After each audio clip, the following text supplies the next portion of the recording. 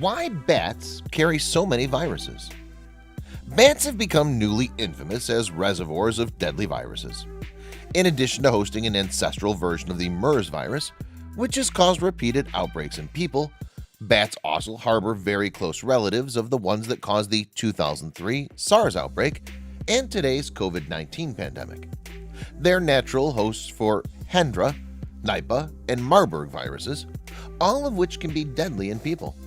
And they are the suspected reservoir of the Ebola virus that's killed thousands in multiple outbreaks in Africa.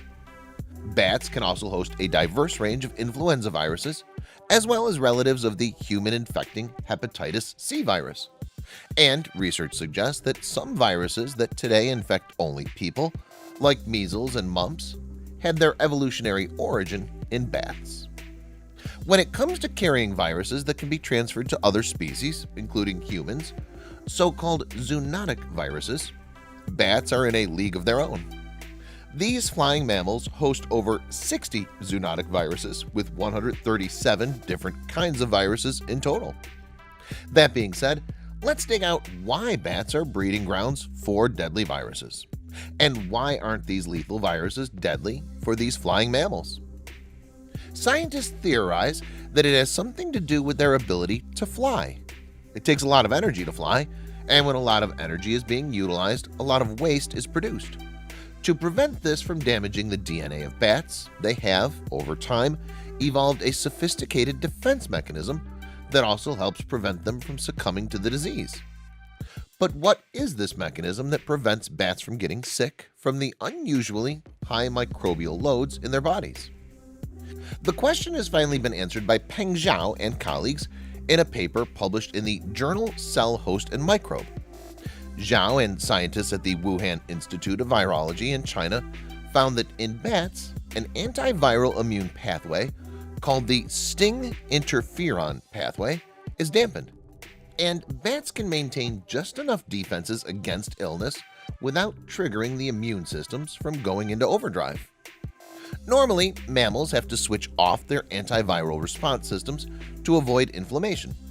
But scientists have found that some bats never switch off their antiviral response at all. Their immune system is basically always on the lookout for a new viral invasion. So when a virus attacks, bats can swiftly protect their bodies against it.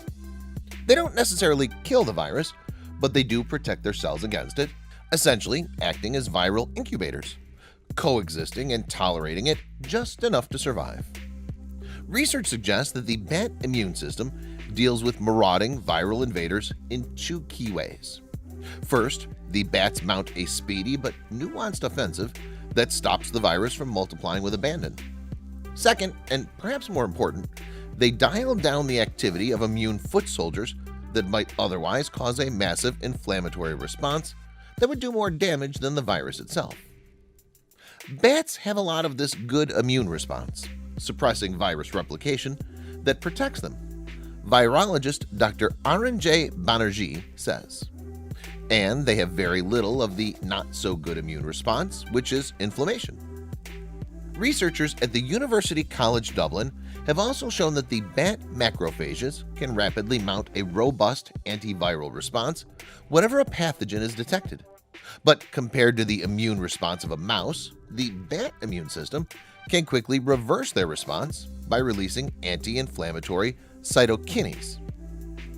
Other researchers have suggested that bats' supertolerance might have something to do with their ability to generate large repertoires of naive antibodies, or the fact that when bats fly, their internal temperatures are increased to around 40 degrees centigrade, which is not ideal for many viruses.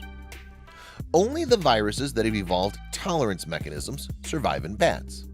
These hardy viruses can therefore tolerate human fever. Humans have started creeping into areas where bats naturally live, especially in the tropics, which has led to an increased risk of contact with these animals. In malaria, for instance, commercial pig farms were installed in bat-inhabited forests, which consequently led to the first human outbreak of Nipah via pigs. These all increase the chances of wildlife directly interacting with people and domesticated animals, and that can lead to the emergence of new viruses in human populations. COVID-19 isn't the first and most certainly won't be the last zoonotic disease pandemic, but we can be better prepared in the future. This is all about why bats are the perfect host for so many viruses. What are some other reasons bats can fight off so many zoonotic viruses? Let us know in the comment section. Also, make sure to leave a like and subscribe to our channel.